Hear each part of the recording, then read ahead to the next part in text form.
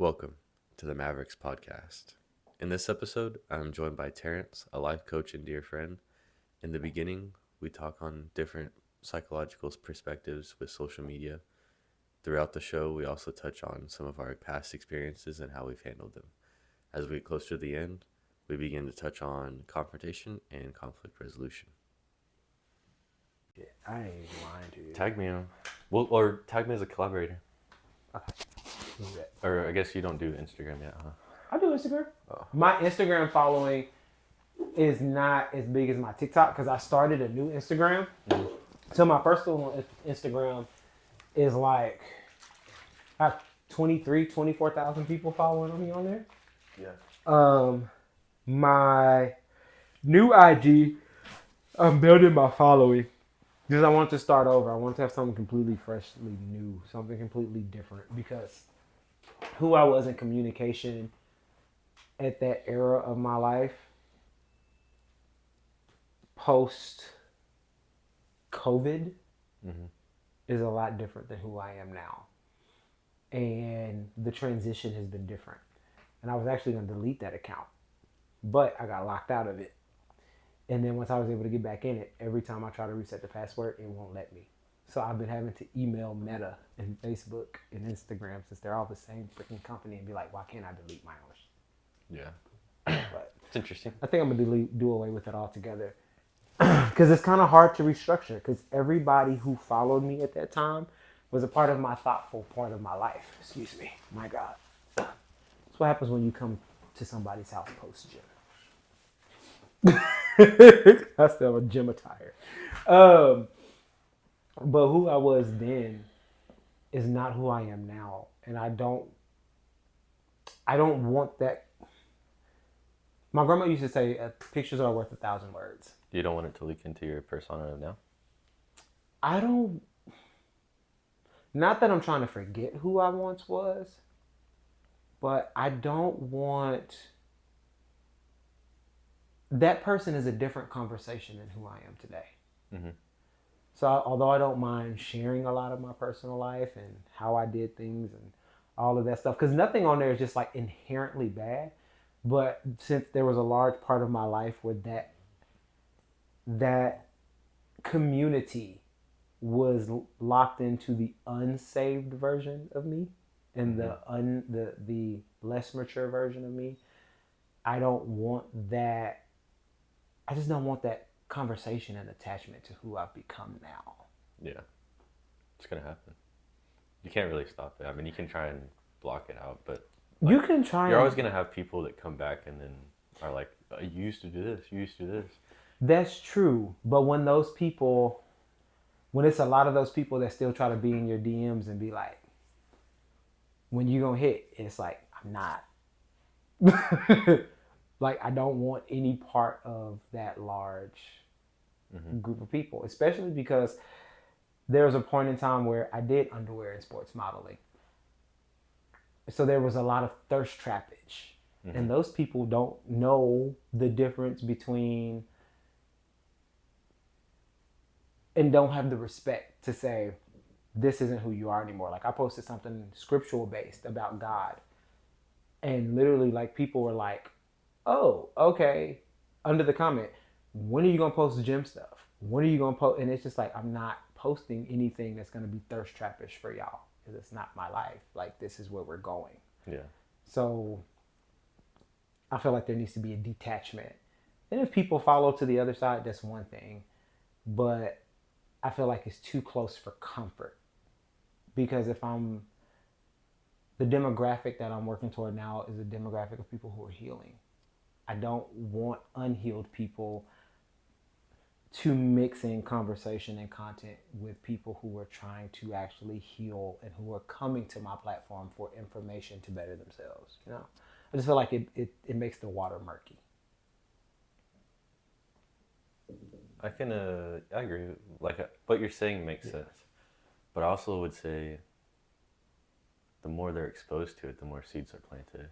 So it could, I mean, yeah, negative energy tends to be more prevalent than positive energy. But at the same time, if you just keep feeding that positive energy and they're coming back with the negative, they're coming back, which means you're planting some sort of positive seed in them. Otherwise, they wouldn't keep coming back. And if they're not going to adapt to the positivity per se, then they're going to stop coming back. And then you're going to weed out the bad waters, essentially, in any case. That's true. That is true. So that it's is true. I wouldn't let, like how I think about it, I wouldn't let one negative thing or the possibility of one negative thing keep you from doing positive things for others. No, that's true. But that was the purpose of the rebranding. Yeah, the idea behind it, right? Yeah. Which is understandable. Especially as I continue to grow and I have more leaders saying, hey, we feel like God is rearing you into a ministry form of leadership. It's just uncomfortable territory for me. Just to like think about the two. Just being. Well, I'd say that's a positive sign if you're uncomfortable. It's comfortable. It could be a positive thing, right? Yeah. But if I look at it from, I could say a temptational standpoint. Like it tempts you to do more stuff? No. There's a lot. Okay, so I can say like now with where my platform is going, there's a lot that I'm studying and researching to help people with sexual trauma or people who've gone through that particular thing. Yeah. I don't want someone who's over sexualizing just even me in a standpoint to come and be able to put other people's progress in a weird place. Like it's gonna happen regardless. Like even on my TikTok account now, it's completely scriptural and biblical based. Right.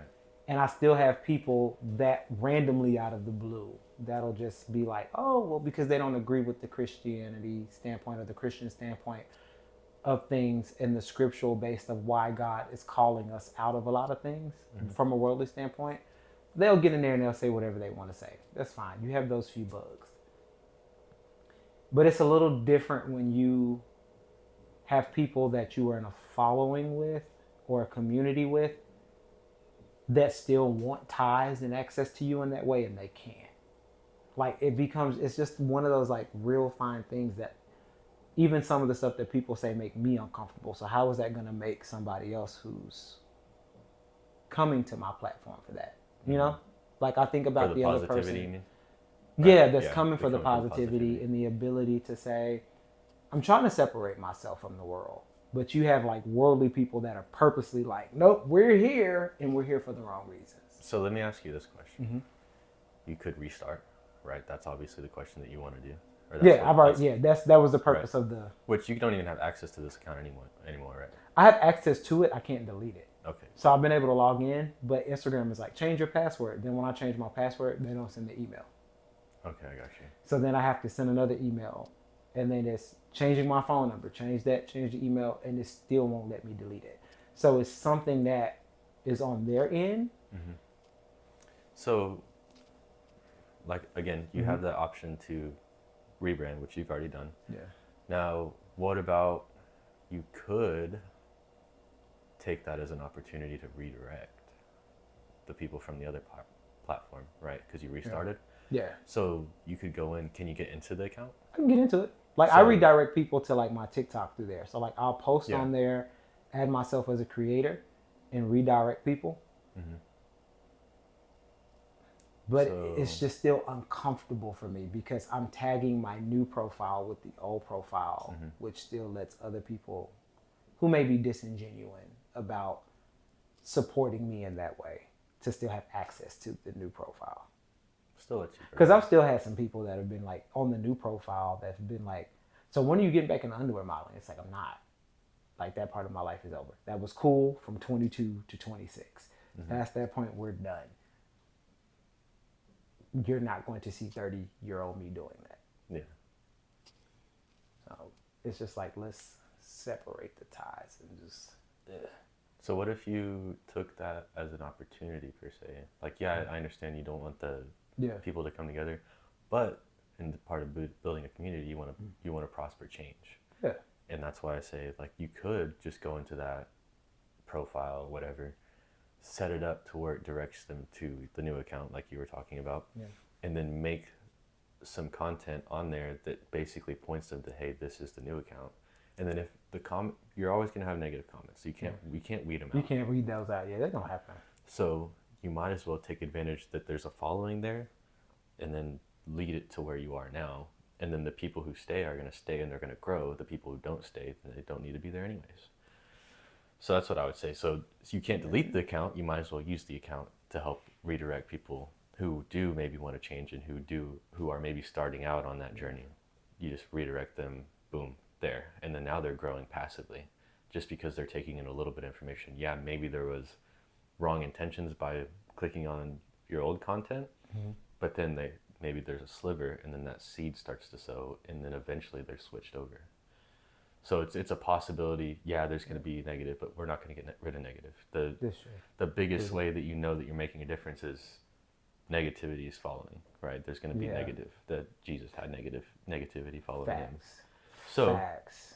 So why not take advantage of that and have that flowing where you're planting some seeds and then eventually the people who are wanting to grow and who are learning, like, hey, this isn't the right path, maybe this is the right path, then they get transferred over to the account that you're doing now, the branding that you're doing now.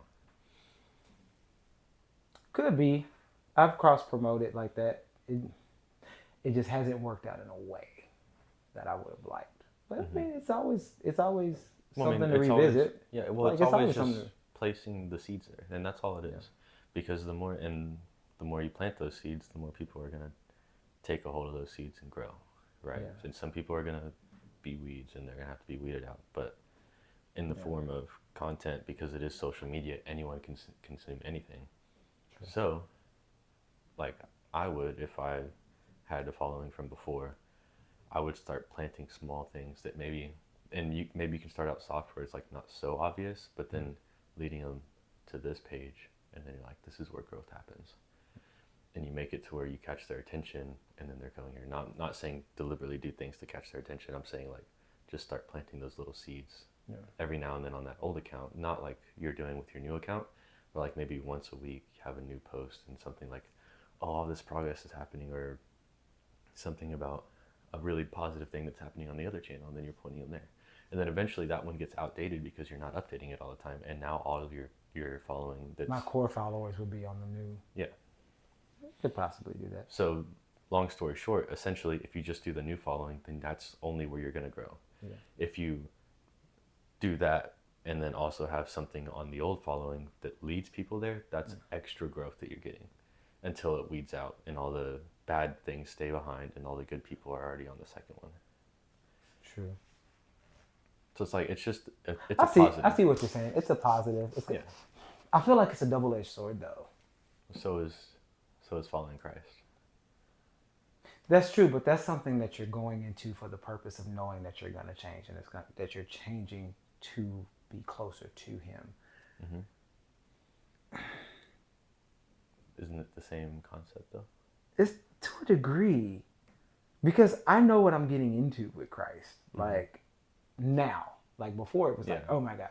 Now I know what I'm getting into with Christ. Like I know there's going to be pruning. I know there's going to be a cutting away. But I feel like where the conversation of using the old, like when God tells us He will be a new creature, I want to grow the new creature. I don't want to dwell in who I once was. So don't look back on it. As long as you're not looking back on it, then I don't feel like there's a issue with that. There's an issue. But it's so much that was connected with that previous account that it's like to have to deal with it. I don't want to. I think we found the core right there. It's just like I don't, because it is a reminder of who I was at that point. Especially like one day when I was able to get into it, I just kind of scrolled down and went down like a few years past, like of just DMs. Like I didn't know how many thousands of DMs a person could have over which makes sense. A 9-year period, 8-year period of having an Instagram account. Like, you just don't go back and check sometimes. So I was just scrolling through. And like the messages and the conversations, although I didn't entertain all of them, the ones that I did, it was just like, why? Why? Like you're Why? looking back on what you Why? did. And it was just a reminder of like things. But then I also know, like now,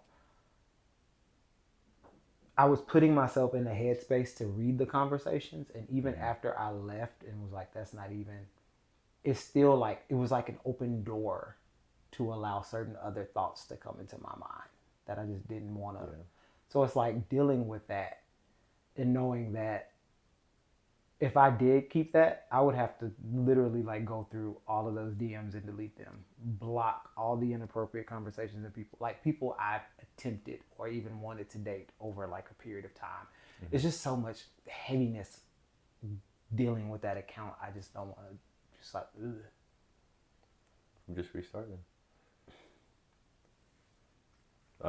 I was just saying, like I was pointing out a new. No, I get what you're saying, like a different perspective of it. So.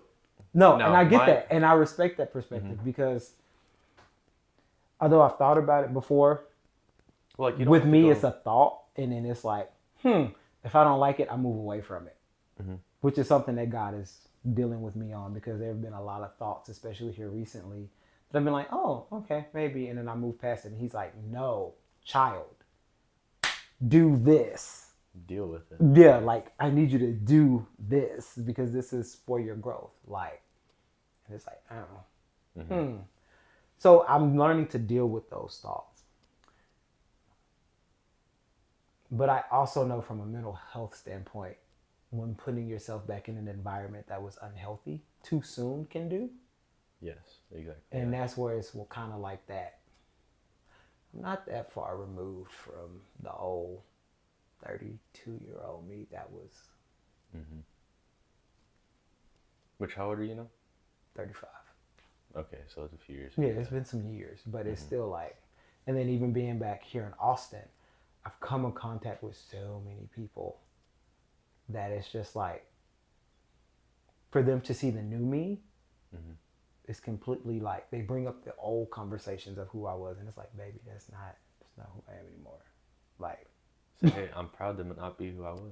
Exactly. And it's just like, I'm not that person. And I'm like, oh, It's like, yeah, I'm still your friend in a way. Like, but I'm not going out with you. I'm not smoking with you. I'm not drinking with you. I'm not going to any clubs with you.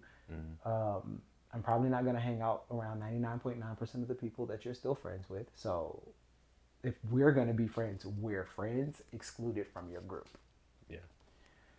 And it's just like, even that gets sticky and uncomfortable. So it's just like, ugh. I don't know, but I'm in a weird place. That's an interesting topic. It's probably good for another day, but that's something that we can dive in mentally because that's an interesting topic to dive into. I said the same thing twice, but you did, but that's okay. Yeah. Sometimes you have to reiterate things, but no. So when you just to poke at it, like, what do you mean? Like, what part of that is? Because there's an internal conflict there with you that can be solved that I believe can be solved by going into it a little bit more. Because what it sounds like is that you're not entirely comfortable with showing off to the older people or the people in your life before that new you is who you are for sure. It's like it seems like there's some sort of internal conflict there. No, I'm comfortable with showing it because I've been showing it, especially like between TikTok and my new profile for IG. So why does it make you feel uncomfortable? Being around certain people in areas, like God says that when a man is delivered and falls back into sin, it's like a dog going back to eat its own vomit. There are certain people that I know just aren't healthy for me. And that's when it gets to that point of like, if you're opening up room for me to even be tempted by the enemy, when I've had to fight to get so far, I'd rather just stay away. Yeah, then just stay away. Yeah. Right, and I agree so with it's that. One of those like, what's the fine line and the boundary of where I know how far I can go type deal. Especially when you look at like people and places you've moved away from. Like even certain family members, it's just certain family members I'm not going around. Yeah. No, I mean I do the It's same just thing. like, ugh. And it's nothing against them personally. Yeah. It's the environment and what they welcome in and the damage that I knew that it did to my life and just the amount of delay that I caused myself by being around those people. Mm-hmm. So when it comes down to certain things, it's just like I don't want to be so close to where I allow a door to be open That you closed before. that I closed before. Okay. Especially since I'm still in a healing place. Yeah. And that's And what I I'm was. yeah, it's too close for comfort.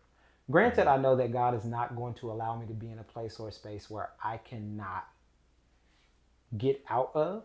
Mm-hmm. But sometimes we as people put ourselves in places we should not be.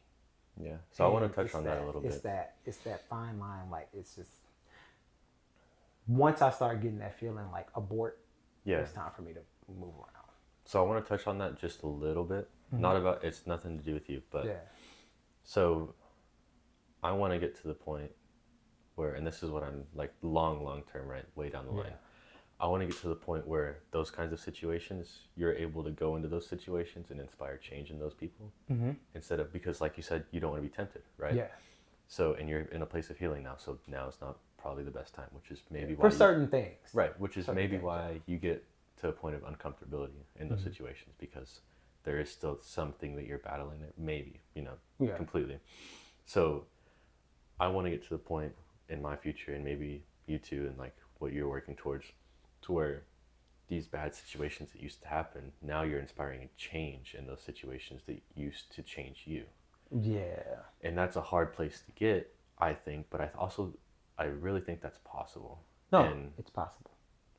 so I think that's something that to aspire to be, like further down the line, as you get past that point of, you're solid with who you are, that healing process is done from the old things.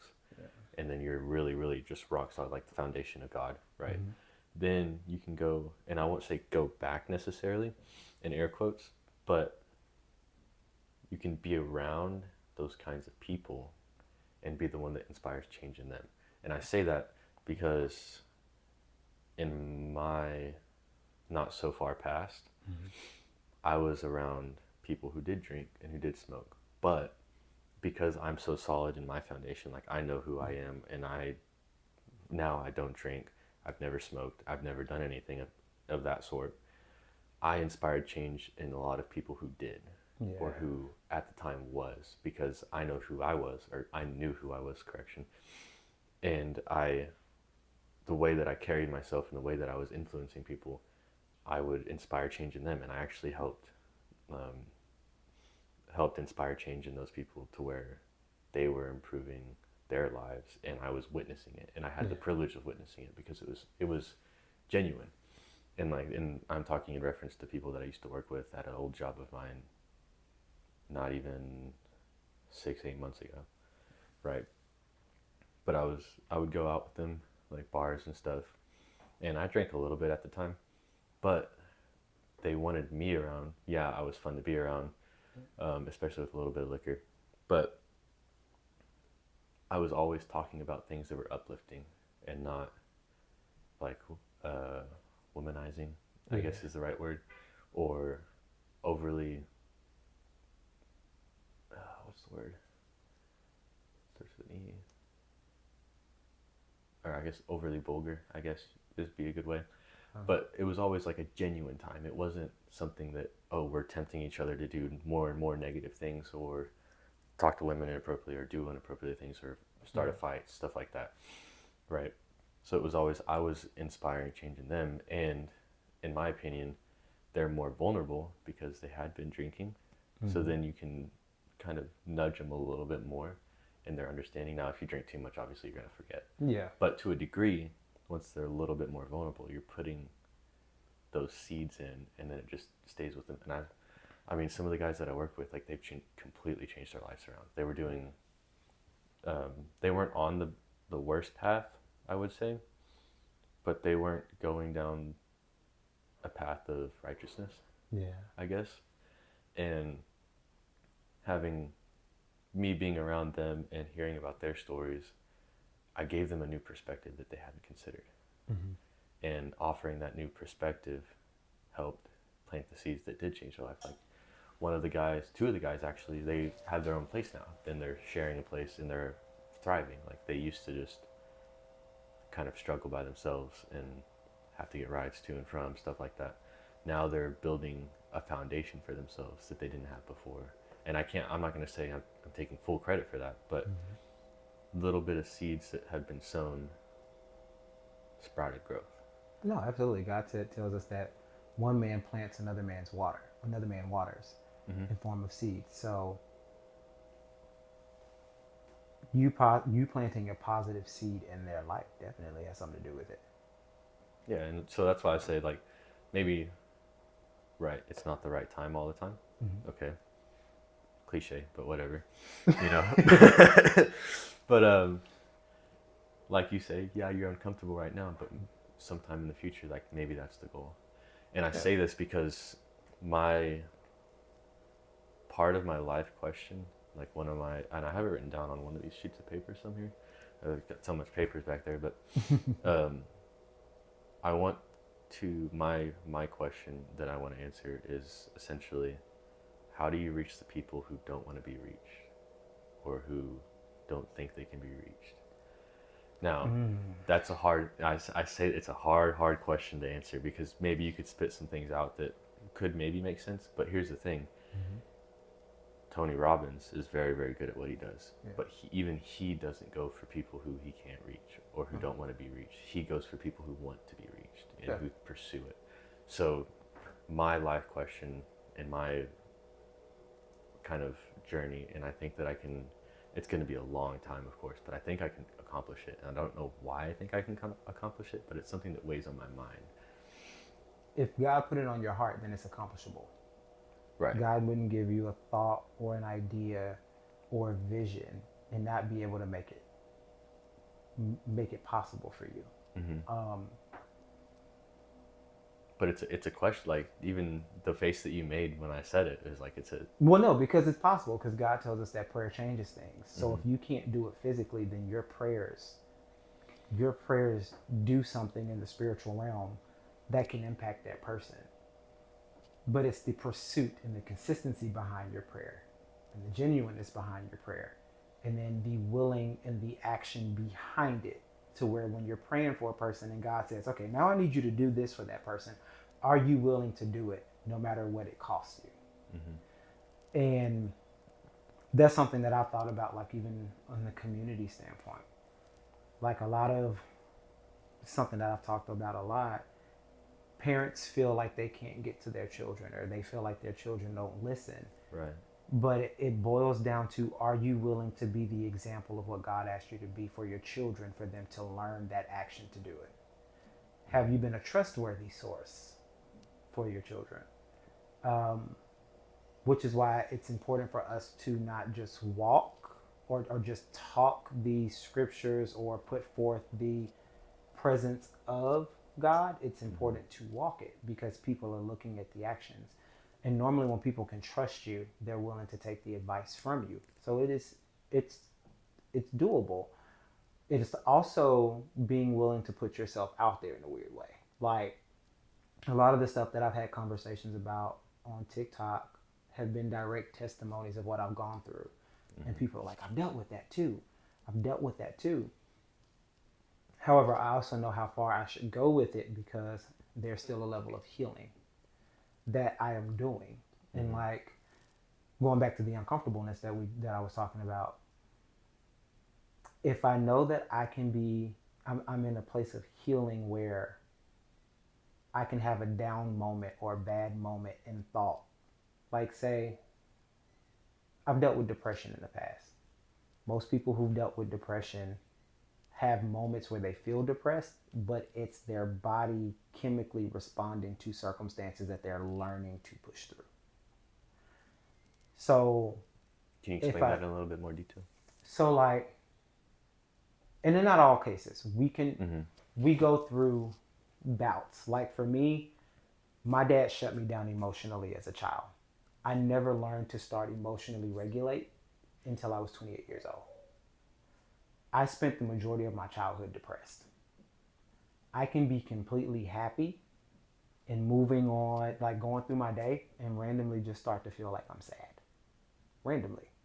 And I've been to therapy about it. I've talked to doctors about it, counselors, and they're like, it's just because, in some cases, they say it's medication needed.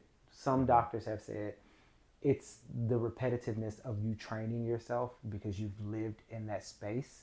Certain conversations, certain phrases bring you back to that place. So, in order for you to stop feeling that cycle of, okay, well, I just kind of feel like I'm having a depressive day, I have to work through it and fight that thought.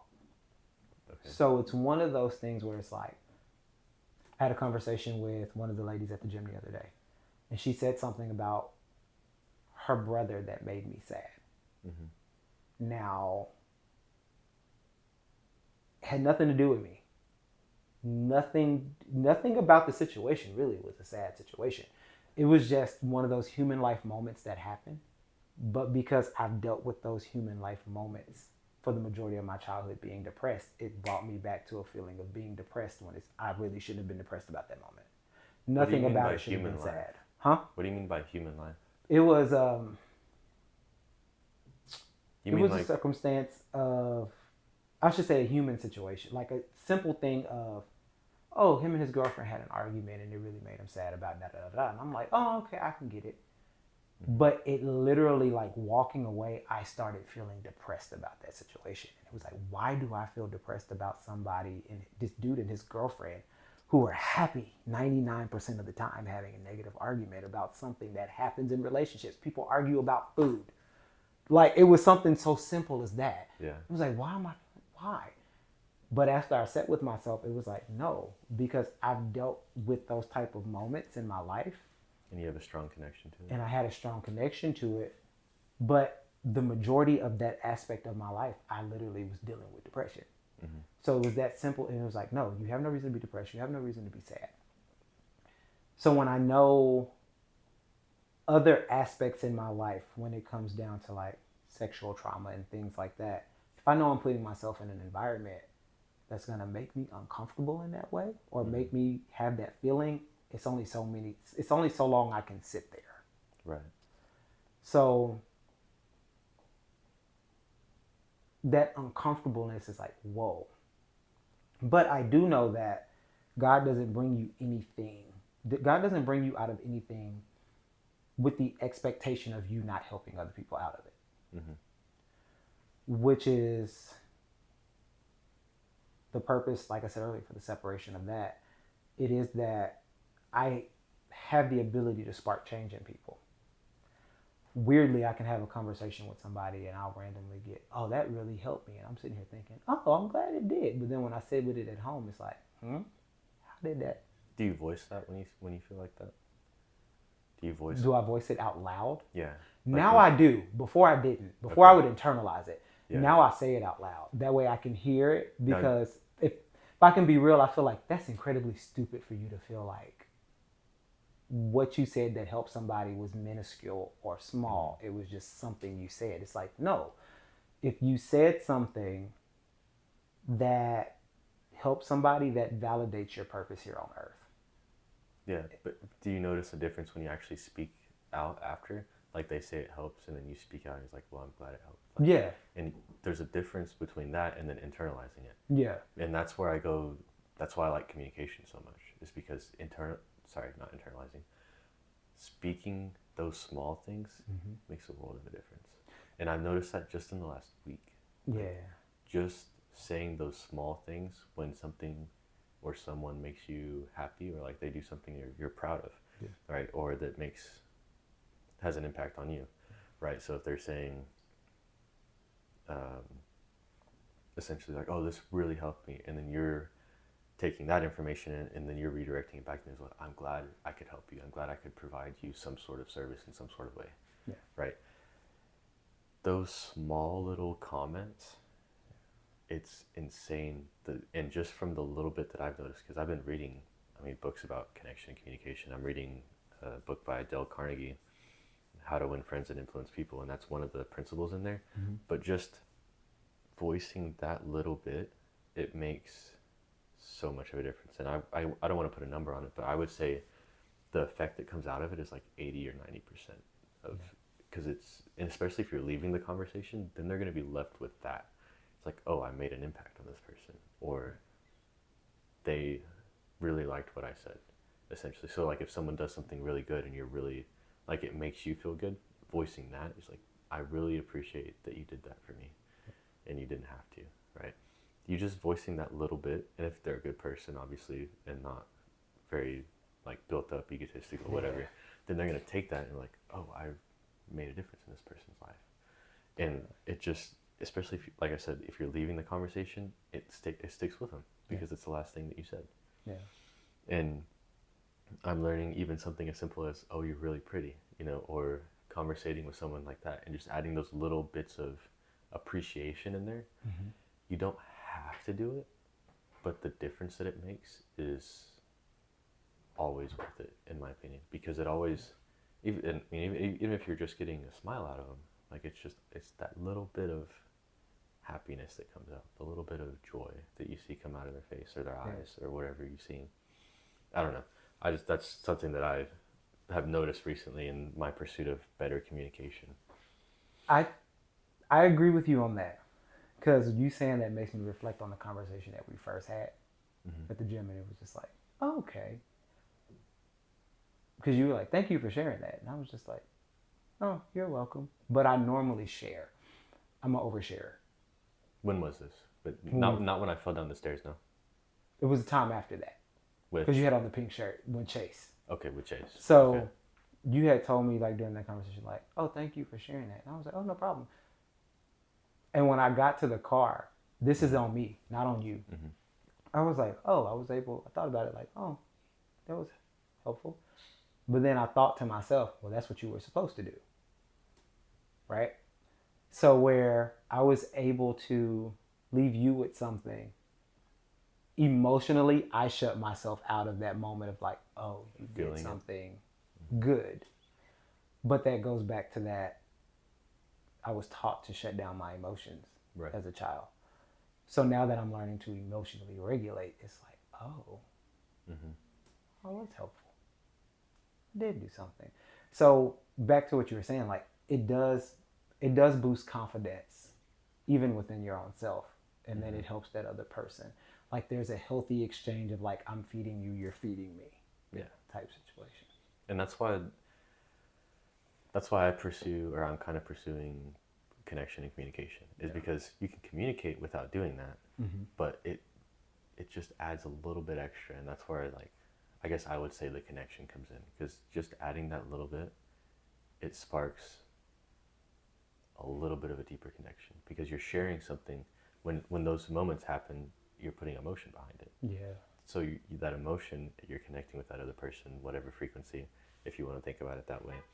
And then you're connecting together in an emotional level, and that's where you really, when you take something in at an emotional level, not just an intellectual level, you remember it. Yeah. And it impacts you differently. So it's like, that's pretty important, in my opinion, because you can communicate together and you can have good communication, but then when you put a little bit of emotion behind it, then it lasts. Sorry, I just whispered that, then it lasts. I was about to say, what you whispering? Yeah, I didn't mean to whisper. Chase is trying to sleep. We're trying to be quiet. No. Now you're going to make me whisper, low-key. Don't. But my throat's kind of sore, honestly. I don't know why. It's probably this bang. It could be. Or you don't be trying to get sick, bro. I'll be fine. I take vitamin C. Don't be trying to get nobody sick. But no, I get it 100%. And that's in community, which is one of the biggest things, like, right now, like, God has had me in studying and focusing, is like community. Every scripture, it seems like no matter where I go, what church I attend, it's about community. And I'm like, okay, God, why do you want me, of all people, to deal with community? But it's the lack of community that we've had, the lack of conversation, the lack of unity that comes with community, and the lack of conversation and development that is missed. Nowadays, that's more present. Like, I've been studying Genesis and why, like, all of the reasons that God could have told Abraham to leave his father's house. Mm-hmm. Like, why would God tells us to honor our mother and father? Why would he tell him to leave his father's house? But when I think about like it in depth, and then I look at the life of others who have had similar experiences as myself, Mm-hmm. it makes a lot of sense when you have, say, a person looking at growing, looking at having a connection with God, looking at them thriving for purpose. And then you look at Abraham's father, whose name is Terah in the Bible, which means delay, which is so weird. And Abraham didn't have children till later on in life, so even his Mm-hmm. childbearing years were delayed. Like, it's weird when you read the Bible and you look at the definitions of names and what they mean. But how Abram's then Abraham's father was an idol worshiper and an idol maker. He made idols with his hands for people to worship outside of God. Abraham's father. Mm-hmm. So now you look at how God is leading Abraham to a proper marriage, a covenant with him. And then you look at Abraham's father, who's worshiping other idols and creating idols, which is devil worship, if Mm-hmm. we look at it, and how the correlation in the communication within the family could not have been healthy, because there's no way that you can follow God and then have your father, whose house you're in conflict and you're in war nine Right. times out of 10. And then looking at it from Matthew, I got to figure out the exact scripture and I will send it to you. But God tells us, is it Mark? I did not come to bring peace but a sword. I come to turn a son against a father against a son, a daughter against a mother against a daughter-in-law against a mother-in-law. A man won't be safe in his own home. And then he runs down the list of, if you're willing to please these people, just in paraphrasing, outside of doing what God asked you to do, you're not fit for God. Hmm. So there's no way that Abraham would have been able to thrive in a community with God the way he needed to in that household, because it would have been contention. It would have been a lack of communication. It would have been arguing because you're on two different foundations. Right. That makes sense. So when I look at the strife that a lot of people in our community have gone through from a mental health standpoint and from a family and relational standpoint, that lack of, like you said, communication and really feeding in, um, validating a person without necessarily validating them, if that makes sense, and allowing them to do the same for you, like, that builds a stronger community. And there's, like, even within that, there's no, like, even from a biblical standpoint, there's no, in that household, there could have been no communication. It could have been no real foundational, like, principle of love, which is what's missing in our communication in our communities. Mm-hmm. It's, you can't communicate effectively, or you can't have a healthy community without healthy conversation and healthy communication. It doesn't work out. And to add to that, healthy communication comes from being able to express your thoughts to the best extent that you can. So Exactly. articulation is very, very important. Very much so. And to say what you think instead of forming your words a certain way, Yeah. it takes the willingness. In my the way that I learned it is from Jordan Peterson, but you have to be willing to go on an adventure. Essentially, you have to be willing to be honest and have faith, because if you're speaking your mind, truly what you're thinking, you have to be willing to let go of the outcome. Yeah. And that kind of communication is different than I'm forming my words to make you think what I want you to think. Yeah. Because I lived a life of doing that very briefly in a marriage that I had, right? Because I would form words carefully to satisfy her needs, quote unquote, but also keep me at ease. Yeah. And it was forming the words. I was forming the words and I wasn't using the truth. Yeah. Whereas everything started getting better in my life in general. I mean, it got worse before it got better, but Yeah. when I started being honest and having enough faith to speak my mind and speak the truth, or at least what I felt to be the truth. And that opens, not only does it free your heart and free your mind from the conflict and the confrontation Mm-hmm. inside of yourself, it also allows you to learn more because you're letting your truth out, your version of the truth, like, right, quote unquote, Mm-hmm. out into the world to be received, and then you're inviting other people to share their truth, and then you're communicating, and then in the process of you sharing your truth in this case, and me sharing my truth, is now two truths are coming together because you're saying what you believe to be true, and I'm saying what I believe to be true, Yeah. and then in that process, both of our minds are now forming a new truth Mm-hmm. if we communicate correctly, If we because then communicate, we're yeah. then we're essentially, in this case, not violently obviously, but butting heads until we find something that we both agree on, and then that's forming a deeper connection, but it also is forming a new truth, essentially, a greater truth, Yeah. right? And you can also look at this in the sense of, for the Bible at least, Yeah. where two or more are gathered, God's presence is there, or something like Mm-hmm. that. I Where forget two the or exact three are verse. gathered, he shall be in the midst. Some translations say, where two or three shall touch and agree, it shall be done, in the sense of whatever it is that's being asked for, working out. So essentially, and you can use that in pretty much any sort of conflict or communication or event where more people, more than one person is together, we're coming together with truth and we're amplifying the truth. Yeah. We're creating a bigger, a better truth. Yeah. So our little small truths are combining together, raising, and now we're searching up a higher truth. And then we can take that into another situation. And that's how essentially information is gained, right? Books, stuff like that. Yeah. Those truths are put into these books. And this is, I'm putting this together as I'm talking, but these truths are put together in these books, right? Personal health books, or personal growth books, essentially, is what I'm talking about. And those are given to you, and then you're taking your truths, what you believe, and you're challenging this book. And as you're reading the book, if you're not ignorant, you take in the information, and now, oh my goodness, you're learning more. And the more you're learning, the better, the bigger the truth. So then you're changing your mind's shifting, and now there's a new truth. And then the more you read, or the more you learn, or the more the information you're taking in new things. So some people Yeah. have such a twisted view of the truth because maybe they lie all the time. But if you lie consistently, you become a pathological liar, which means you're so convinced of the lie that you believe it's true. Mm-hmm.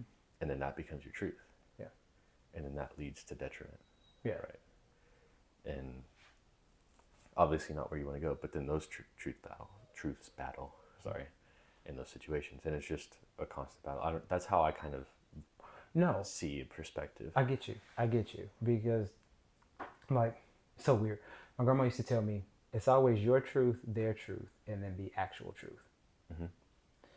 And then, like, she used to tell me all the time, like, in order to process what the actual truth is, you have to look at you, they have to look at them, you have to converse about it. But then when you're building a relationship, say between a husband and a wife, they have the conversation, but then they take it to the Word of God to see what God says about it, which gives us the ultimate broad spectrum of what that truth is in that moment. Like, and this might be a bad analogy to use. Hopefully I can explain this properly. You hear people like get a divorce, right?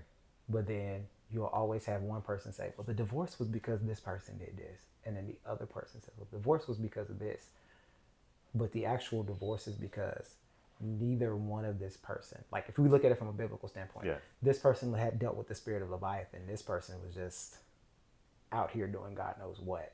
So you're extremely prideful. You're extremely shut off. And the Word of God could not work within the relationship because this person's dealing with the level of pride, which God tells you destruction comes before the fall, which is why the marriage ended up falling. And then this person in the relationship is not willing to be completely transparent about what they're dealing with. So now there's a lack of communication just being stopped altogether. But they don't realize that the reason that the relationship fail in some cases is because there was a lack of communication, but a lack of foundation on God. Right. Like if you look at it from, let's just say the old school, well thinking of marriage. But in order to, like taking it back to scripture, God tells us we should have conversations with him, right? Yeah. He also tells us we should confess our sins one to another and healing will take place.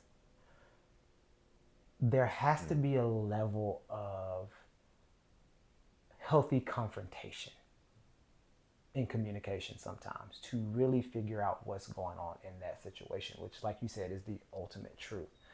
So it boils, like if I look at it from a biblical perspective, it's what are we not doing in the community to actually converse with one another? Yeah. Where's the hiccup? Where's the hiccup?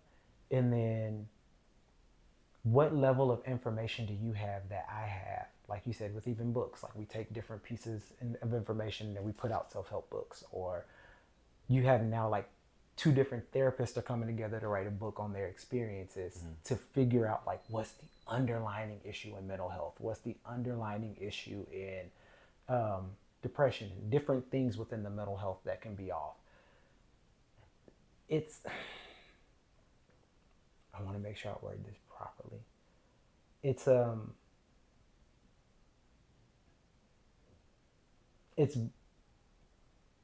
that healthy, it's the, let's say, depending on context. Yeah.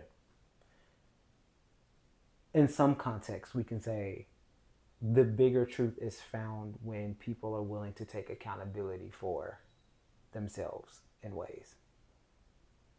Does that make sense? I don't think I'm articulating that correctly. I understand what you're saying. Okay. It's so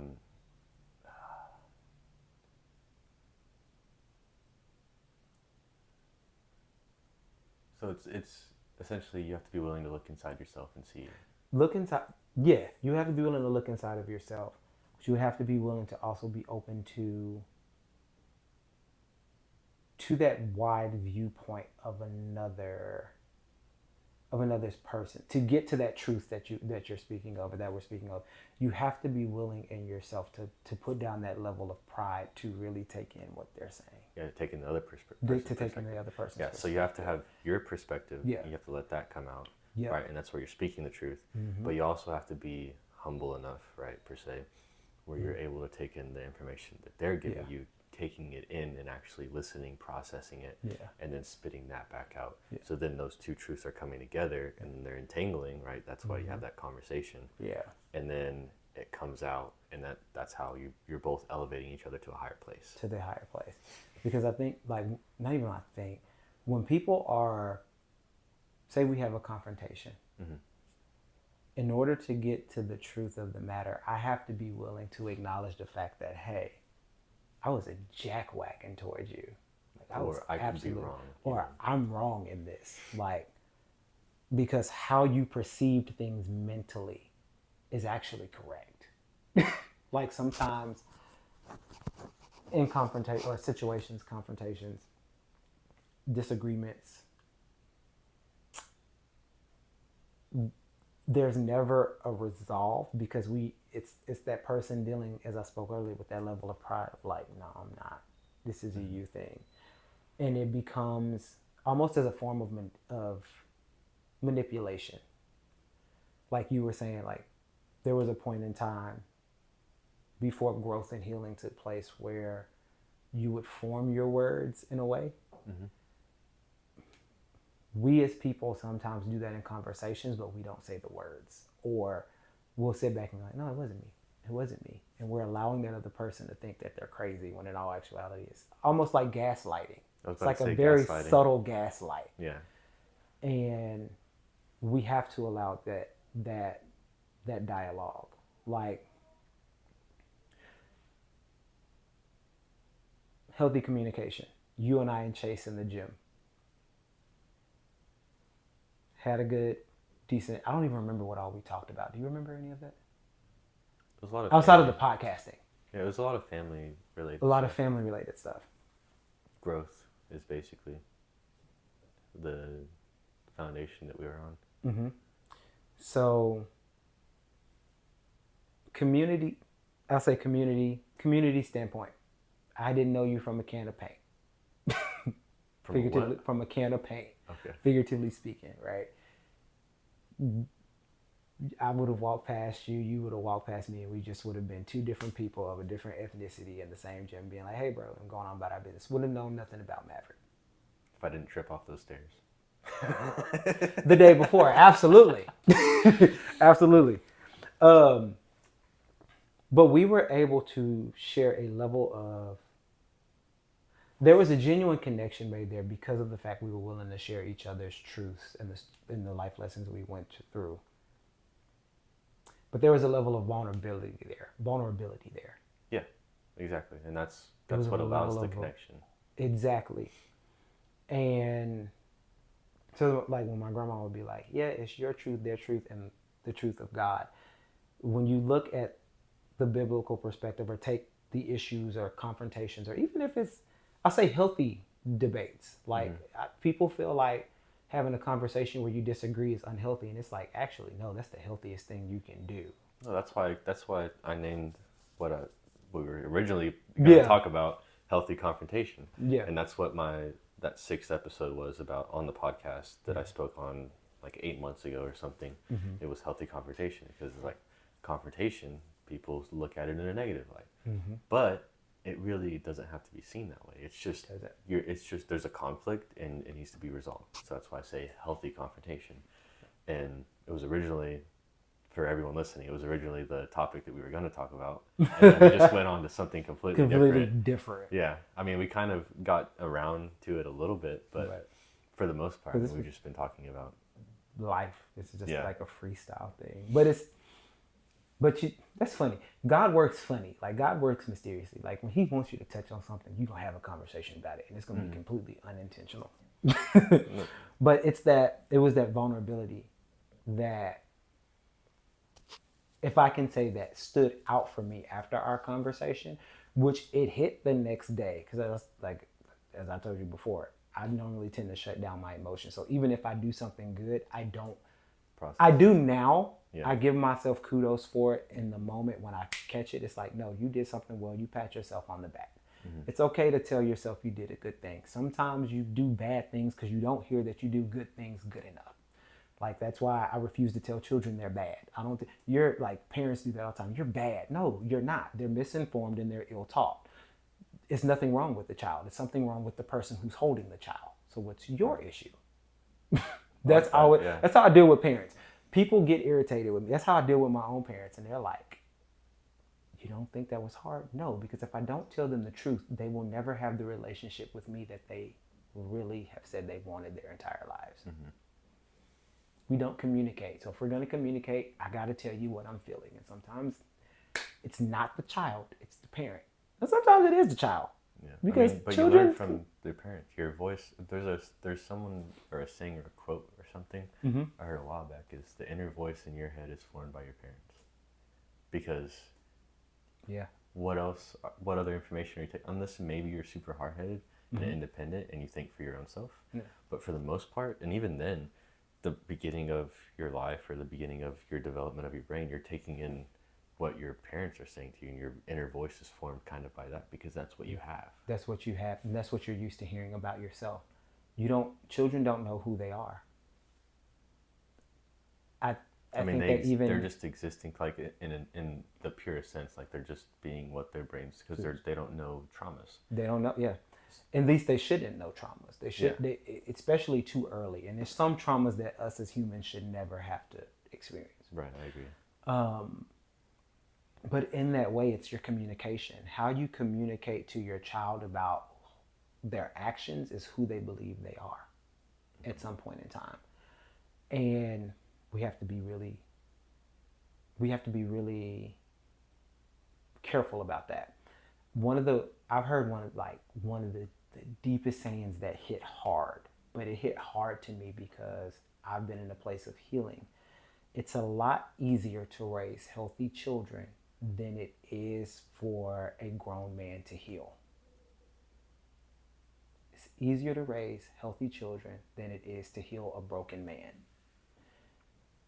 Because normally, in this, even in the perspective of children, because sometimes parents don't realize that they break their children's heart more times than the law should allow. Mm-hmm. But for a man or a woman who has had nothing but traumatic experiences or who have felt abandoned and alienated and alone, have to heal 20 plus years of their life, depending on how old they are in some cases, Right. before they're able to actually live a healthy quality of life of really knowing who God created them to be. Mm-hmm. And it's the same way with parents. Like when I look at, even with my nieces and nephews, I don't tell them they're bad. I don't tell any of my godchildren, any of the babies around me, they're bad. They're not bad. When God created man, he looked at them and said that they were good. When God created this baby, God knew that this child and this human being would have a purpose that he created them for. That is a good thing. Mm-hmm. There's no reason for me to ever tell a child they're bad or they're mischievous, because the power of life and death is in the tongue.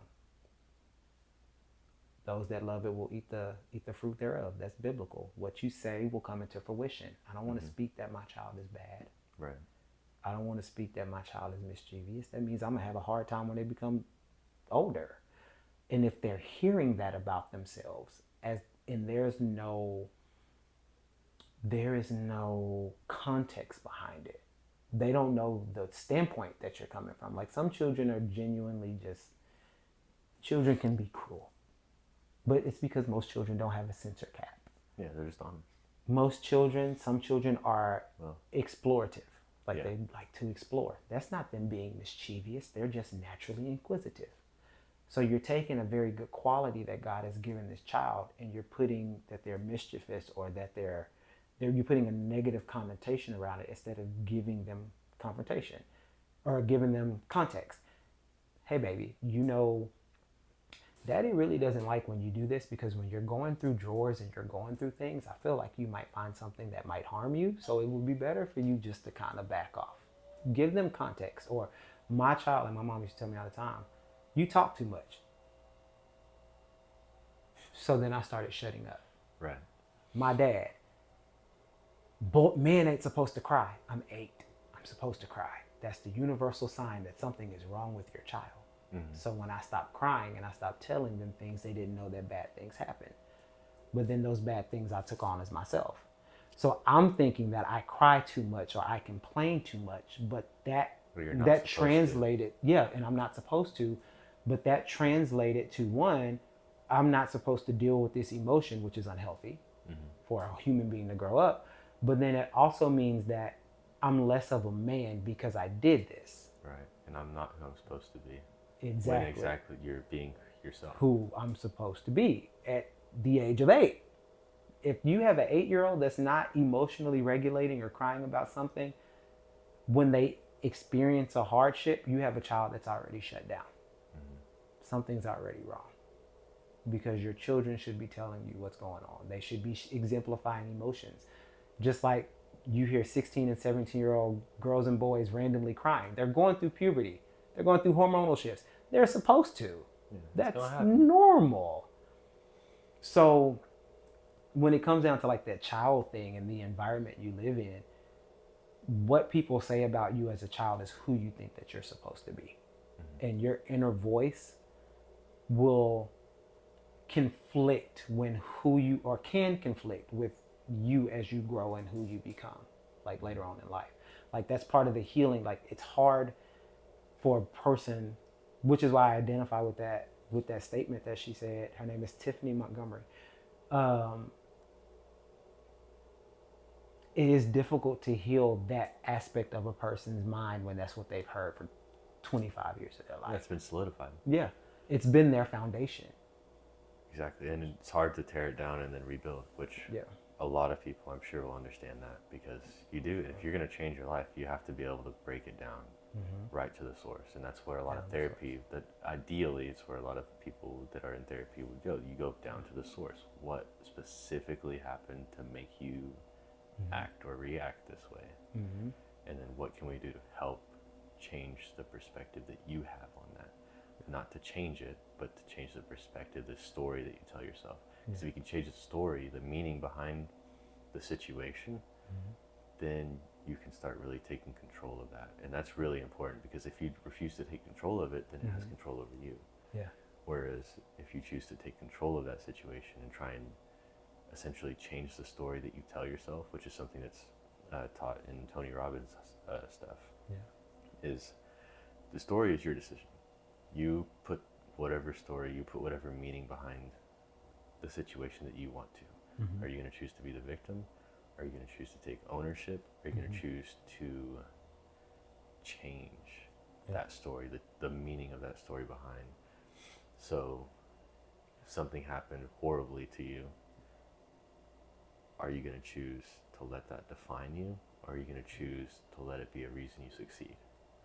So, completely same story, Yeah. different perspective. And Yeah. that's why there's some quotes or some people that talk about, well, both of these people had alcoholic parents. One became an alcoholic and beat his children. The other one Mm-hmm. became super, super successful. They both had the same situation. Yeah. They, but they both chose to Look give at it differently. themselves a different story behind it. Yeah. And that's where I love being able to be in a place of working in Christian mental health counseling, because it gives me the ability to help people see the perspective of what God said about them, not what other people said about them.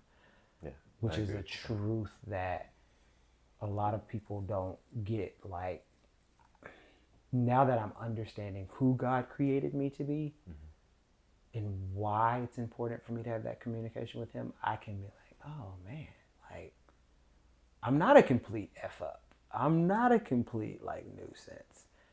And to be able to help other people see that, because God's perspective of who we are will drive us down, will bring us and elevate us where thinking about the opposite or the negative conversation or the lie that we've been told about ourselves from the outside forces, from children, from childhood growing up. Killing that allows me to actually function how God wants me to. It's like same with you. Like we've had, particular conversations just about your growth and where you're going, like how you're communicating and what being in a church community has done for you. We touched on it at the gym. And it's like, that's what we need to see. Like, we're not, where we may have felt abandoned, we never were abandoned because God was always with us. The people, for sake of conversation, quote, may have made us feel abandoned. Yeah. But what God said is, I will never leave you nor forsake you. What God said is, I will use the bad that happened to you and the bad that you've done for your good. So that's giving, like going back to that example, two people have an alcoholic parent. One chose to become abusive and alcoholic. The other looked at the other perspective. One looked at it as, God is going to use this for my greater good. One looked at it as, this is just who I am because this is what I come from. So it's being able to, as you said, shifting your mind frame to looking at it differently.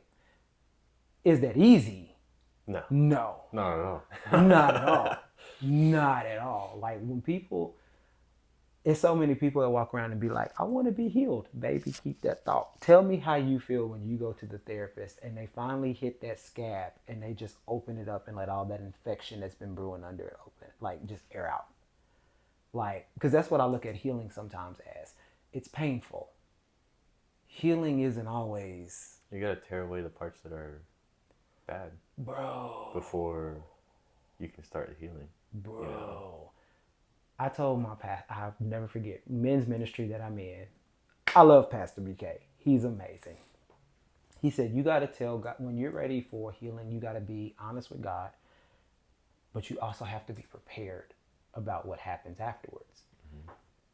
Because from a mental health standpoint, when people start going through healing, if they've dealt with addictions in the past, it's easy for them to relapse and go back into that, because now they're dealing deeper into a situation that drove them to that dependency in the first place. Yeah. So it's good to have a strong community. So he was like, you need to pray, ask God to heal you. So I went in my prayer closet. I said, I'm gonna fast and I'm gonna pray. I'm sick of this. Like, I'm tired of waking up this way. Tired of waking up depressed. Tired of waking up with suicidal thoughts and ideations. The first, like, questioning my own life. Mm-hmm. I was like, God, I need you to rip off every band-aid, every scab that's unhealed. Let the infection, like, I need you to heal me internally. What I did not know is that God was going to heal me. But in order for him to heal me, he was going to have to put me in the midst of some of those things so I could apply the word of God to it. Mm-hmm. That was the longest 2 weeks of my life, and I dealt with one issue. And after I thought I was done with that issue, and I went back into therapy, my therapist said, so we need to touch on this again. What I thought would have taken a couple of weeks to get over, which was me learning to forgive somebody in a parental form. 8 to 9 months was before I could actually be like, Doesn't bother you anymore. God, you right. Yeah. You right. It's one bigger than me. Forgive them, for they know not what they do. Because unfortunately, we learn how to do things from the previous generation that don't nobody stop and say, this doesn't make sense. That's what he said on the cross right before you. That's what Jesus said on the cross, right? And I've literally had to sit in moments and deal with that. But the one thing that made it easier for me to start healing that situation is one thing that God showed me is your abuser doesn't necessarily know what pain they're causing you. And sometimes your abuser doesn't even know they're abusing you. Yeah, no, exactly. So that phrase like sits with me now, like, Father, forgive them, for they know not what they do. Because they really don't mean to tear what would feel like your spirit apart. Some people. Now that you do have those manipulative Bettys that decide to ride with Satan, and that's their business. That's your business. Just don't come for me. Because now that I know where I sit with God, and I know that he don't play with me, it's very detrimental to your health for you to come at me wrong. That's just how I look at it. Like, if I'm gonna stand on the promises of God and the word of God, I'm standing on everything. So when he says that vengeance is his, if you come for me, vengeance is his. I'm just gonna pray for you and ask him to have mercy on you. Like, I'm at a point to where I'm praying spicy prayers like David. Like, let's cut the head off some things. Like, let's go for it. But, and I say that humbly. Like, it's not, I'm not sitting there praying for nobody, for God to come at nobody. Like, no, have mercy on them. But that's what set in that moment. And it took me waking up one morning and like, God, they don't even know. I'm going to believe that because of the sin that took place in the Garden of Eden, just like Adam and Eve didn't know as parents what their sin would do, my parents, my uncles, my aunts, my aunties, and those before me didn't know either. Now I have two decisions. I can actively choose to forgive you, which is a daily thing sometimes. Forgiving people is a daily thing because forgiveness is an action. It's not a feeling. So I can actively every day forgive you and choose to say, God, I resolve them of this debt because you said forgive your debtors, or I asked you to forgive me as I forgive my debtors. That's forgive those who trespass. Forgive me for trust. Lord Jesus, I always get it mixed up. Forgive me. Forgive me of my trespasses as I forgive those who trespass against me. There you go. It's a tongue twister, especially when you're thirsty. But that's conditional. God is only going to forgive me as much as I forgive those who trespass against me, because I've nailed Jesus to the Christ myself. Like, I've come against God and persecuted him myself with my actions and going against his word. So in the same way, I have to actively forgive those people. It ain't easy. But doing so has given me a freedom to not feel like I have to do things that I did in the past. And I think that's what a lot of things like healthy conversation comes into play, where we are able to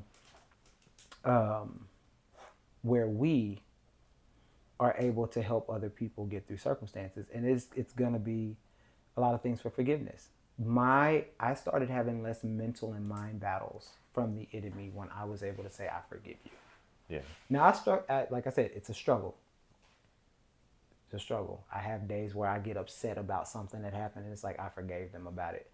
If God asks me to feed them today, I'm just gonna send them the money and just say, Jesus, okay, thank you, and go on about my day. I may not even want to do it, but it's not a feeling; it's an action. Forgiveness is never. Yeah. It's an interesting perspective on it. So I wrote that down. The next topic I think we should go over is forgiveness, I think. Ooh, I'm still in that. I'm working on that. I think we should I think that's a good place. I think this is a good place to stop too. But I think that would be the next topic we talk about, because I have a couple things that I want to touch on with that. But I don't have the right words for it right now. And I'm also, it's like 10:30. So I need to get you home and everything. But anyways, thank you for coming on. I'm definitely going to have you on. You're going to be a regular for sure. Other than that, thank you guys for watching. This guy, his name is Terance. He goes by Blue. Coach Blue. Forgot to introduce him in the beginning. We just kind of started talking. Thank you guys for joining in, and we'll catch you on the next one. Over and out.